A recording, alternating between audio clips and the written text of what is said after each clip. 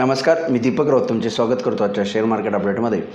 मार्केटमध्ये आज दिवसभर बऱ्यापैकी एक फ्लॅट ट्रेड झाला. एव्हाना कालही मार्केट पोस्ट शपथविधी नंतर एक गॅप ऑफ ओपनिंग दिलं सोमवारी आणि त्यानंतर एक फ्लॅट मोमेंटम राहिला आणि तोच मोमेंटम आज कंटिन्यू राहिला मंगळवारीसुद्धा. 22,250 23,350 या 100 पॉईंटच्या रेंजमध्ये निफ्टी जो आहे तो खालीवर मोमेंटम करत राहिला. एव्हाना most of the time Nifty आज जो आहे तो 22,300च्या आसपासच राहिला. एव्हाना बँक निफ्टीसुद्धा 39,800 आणि 39,900 असं या 100 पॉईंटच्या रेंजमध्येच ट्रेड करत राहिला. सेन्सेक्ससुद्धा ऑलमोस्ट सेम रेंजमध्ये. ओव्हरऑल मार्केटमध्ये काल ओपनिंगनंतर आणि आज काही फारशी मुवमेंट राहिलं नाही. पर्टिक्युलरली आज तर एकदम स्टॅग्नंट आणि फ्लॅट ट्रेडिंग डे राहिला. क्लोजिंगसुद्धा फ्लॅट मिळालं. मार्केट फर्दर मूव्ह करण्यासाठी थोडंसं ट्रिगर बघतं आहे किंवा वॉलॅटिलिटी जी आपल्याला लास्ट वीकमध्ये बघायला मिळाली 2,000 पॉईंटचा स्विंग जो बघायला मिळाला त्यानंतरनं एक पॉज मला वाटतं मार्केटनं घेतला आहे वॉलॅटिलिटीला गेले 2 ट्रेडिंग सेशन्स आणि मला वाटतं तो फर्दर कंटिन्यू राहू शकतो किंवा थोडंसं नॅरो रेंजमध्ये ट्रेड राहू शकतात. बघणं गरजेचं आहे की मार्केट नवीन गव्हर्नमेंट फॉर्म झालं आहे, कामालाही सुरुवात झाली आहे. त्यामुळे मार्केट मला वाटतं थोडंसं फॅक्ट्स चेक करेल, आता व्हॅल्युएशन्स चेक करेल, फंडामेंटल्स चेक करेल. मार्केट ज्या पद्धतीनं राईज झाला आहे त्यानंतरनं स्टॉक स्पेसिफिक बाईंग येऊ शकतं. ज्या स्टॉक्समध्ये भरपूर वाढ झालं आहे कदाचित प्रॉफिट बुकिंग येऊ शकतं. जे थोडे ओव्हर व्हॅल्यूड अंडर व्हॅल्यूड आहेत त्यामध्ये थोडं बाईंग येऊ शकतं मला वाटतं थोडं. त्यामुळे स्टॉक स्पेसिफिक मुवमेंट असल्यामुळे इंडेक्समध्ये फारशी काही मोमेंटम होईल असं वाटत नाही. पण ओव्हरऑल इंडेक्स एका जागी तर निश्चित राहणार नाही. इंडेक्स जो आहे तो निश्चित वर खाली होत राहील. त्यामुळं फक्त मला वाटतं की मार्केटला मोठा सडनली राईज किंवा मोठा फॉल मला वाटत नाही ह्या वीकमध्ये तरी ॲटलिस्ट येईल. कारण RBI पॉलिसी झाली आहे, गव्हर्मेंट फॉर्मेशन झालं आहे, सगळ्या गोष्टी घडून गेलेल्या आहेत. बजेट जुलैमध्ये येईल, नवीन फ्रेश तिकडं लक्ष असेल आणि मान्सूनची वाटचाल याकडे मार्केटचं लक्ष असेल आता मला वाटतं. त्यामुळे ओव्हरऑल मला वाटतं फार मोठा इव्हेंट पाठीमागं पडल्यानंतर थोडंसं शांत काम मुवमेंट मार्केटमध्ये येणाऱ्या ह्या काही ट्रेडिंग सेशन्समध्ये बघायला मिळू शकते.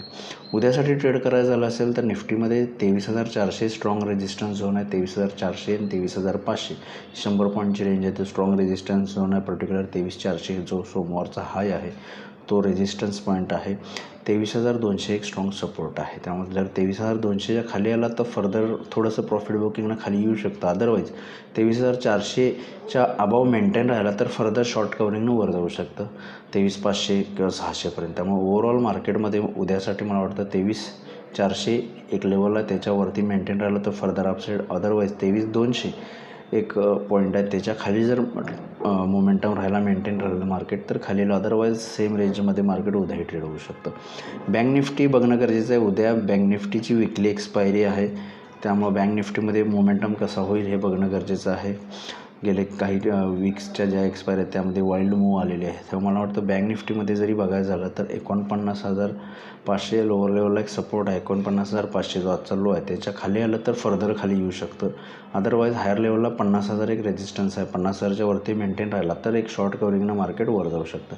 बँक निफ्टीमध्ये सुद्धा clear cut movement 49,500 first support आहे. त्याच्या खाली मेंटेन राहिला तर फर्दर डाऊन साईड येईल. अदरवाईज 50,000 एक रेजिस्टन्स आहे सेंटिमेंटल आणि आजचा हायसुद्धा त्याच्या आसपास आहे. त्यामुळे जर 50,000च्या वरती मेंटेन राहिला तर एक शॉर्ट कवरिंग राहिले ना आणखी फर्दर 50,200 ते 300पर्यंत जाऊ शकतं. या अकॉर्डिंगली ह्या ट्रेडिंग पॉईंट्सनुसार निफ्टी बँक निफ्टीमध्ये तुम्ही उद्या ट्रेड करू शकता. FIDIची ॲक्टिव्हिटी बघायचं झालं तर काल FISनी बाईंग केले 2570 करोडचं. DISनी सुद्धा 2700 करोडचं काल बाईंग केलेलं सोमवारी. आजचा डेटा अजून अवेलेबल नाही आहे त्यामुळे आपण उद्या बघू शकतो व्हिडिओमध्ये.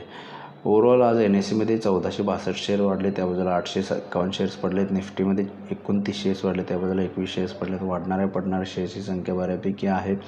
NSEमध्ये वाढणारे शेअर्स जास्त आहेत पण निफ्टीमध्ये थोडा मिक्स शो आहे.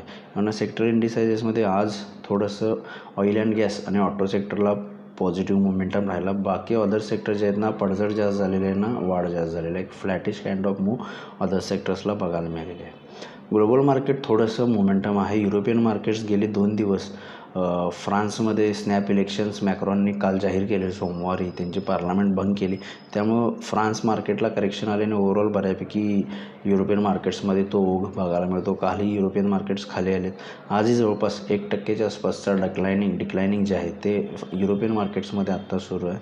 डाऊ फ्युचर्ससुद्धा जवळपास 150 पॉईंट मायनसमध्ये आहे. त्यामुळे US आणि युरोप मार्केट्समध्ये आज जर पडझड झाली, थोडंसं डाऊनफॉल आला, प्रॉफिट बुकिंग आलं किंवा एक निगेटिव्ह मोमेंटम राहिला, तर मला वाटतं आपण उद्या एक निगेटिव्ह स्टार्ट घेऊ शकतो. पण ओव्हरऑल लोअर लेवलला सपोर्ट आहे. त्यामुळे मगाची जर निफ्टी 23,200च्या खाली मेंटेन केलं तर फर्दर डिक्लायनिंग येईल किंवा बँक निफ्टी 49,500च्या खाली आला तर फर्दर डिक्लायनिंग येईल. या लेवल्स वॉच करून तुम्ही मगाशी ज्या निफ्टी बँक निफ्टी या लेवल सांगितल्या त्यामध्ये ट्रेड करू शकता. तर बघूया उद्या मार्केट्स कशा पद्धतीनं बिहेव होते. माझा व्हिडिओ ऐकला त्याबद्दल धन्यवाद. माझा व्हिडिओ असेच लाईक करा, शेअर करा, माझ्या चॅनल सबस्क्राईब करून डेली अपडेटसाठी बेल आयकॉनला क्लिक करा. धन्यवाद.